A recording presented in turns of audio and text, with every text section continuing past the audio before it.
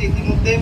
জাতীয় ঐক্যমত কমিশন জুলাই সনদের চূড়ান্ত পর্যায়ে আছে, এখনো চূড়ান্ত হয়নি। সেই জুলাই সনদের আইনি ভিত্তির জন্য আমরা বলেছি, জুলাই সনদের আইনি ভিত্তি এবং সাংবিধানিক ভিত্তির জন্য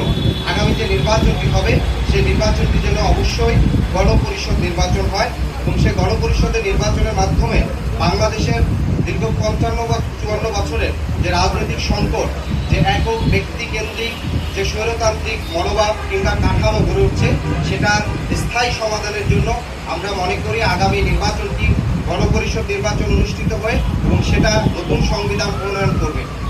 একই সাথে আমরা দেখেছি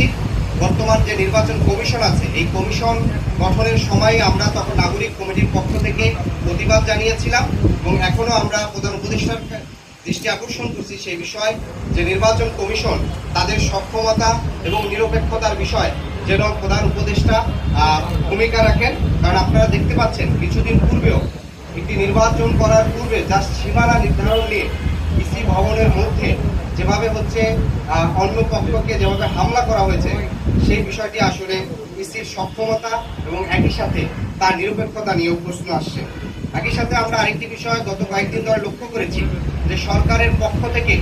কিন্তু গত 3টি নির্বাচন যে জুলাই ঘোষণাপত্র দেওয়া হয়েছে, সেই ঘোষণাপত্রে সরকার উল্লেখ করছেন গত 3টি নির্বাচন অবৈধ নির্বাচনের মাধ্যমে ফ্যাসিস্ট সরকার এখানে চেপে বসেছে। ফলশ্রুতিতে সেই 3টি অবৈধ নির্বাচনে সরাসরি ফ্যাসিস্টের সহযোগী হিসাবে এবং নির্বাচনকে অবৈধ নির্বাচনকে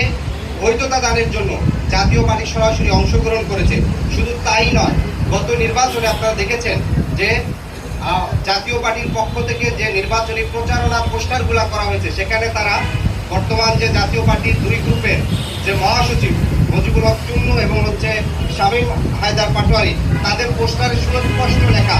আওয়ামী লীগ মনোনীত প্রার্থী। তার মানে জাতীয় পার্টি এবং আওয়ামী লীগের মধ্যে কোনো পার্থক্য নাই। এবং যেহেতু রাষ্ট্রীয়ভাবে আওয়ামী লীগের সাংগঠনিক কার্যক্রম স্থগিত করা হয়েছে এবং আমরা দেখতে পাই জাতীয় পার্টি আওয়ামী লীগকে নির্বাচনে আনার জন্য প্রকাশ্যে একটা নিষিদ্ধ সংগঠনের বিষয়ে প্রকাশ্যে অবস্থান নিচ্ছে। ফলশ্রুতিতে নিষিদ্ধ সংগঠনের বিষয়, সন্ত্রাসী কার্যক্রমের বিষয়ে সুস্পষ্ট অবস্থান নেওয়া এবং বিগত সময় অবৈধ সংসদকে বৈধতা দানের তাদের যে পদক্ষেপ, সে বিষয়গুলো আমলে নিয়ে জাতীয় পার্টির সাংগঠনিক কার্যক্রম যেন স্থগিত করার বিষয় সরকার আরও বেশি কার্যকর হয়, সেই বিষয়টি আমরা প্রধান উপদেষ্টাকে আমলে নেওয়ার জন্য বলেছি। তো ওভারঅল আমরা 5টি বিষয় বলেছি, শহীদ আহত পরিবার, প্রবাসী যোদ্ধাদের বিষয় বলেছি, গুম কমিশনের বিষয় আমলে নেওয়া এবং আগামী নির্বাচন গণপরিষদ নির্বাচন অনুষ্ঠিত করা এবং একই সাথে আওয়ামী লীগ এবং জাতীয় পার্টির বিষয় সরকারের আরও কার্যকরী ভূমিকা। আওয়ামী লীগের যেসব হত্যা মামলায় যারা এখনো মামলায় আছেন তাদের অনেককে আটক করা হয় নাই কিংবা যাদের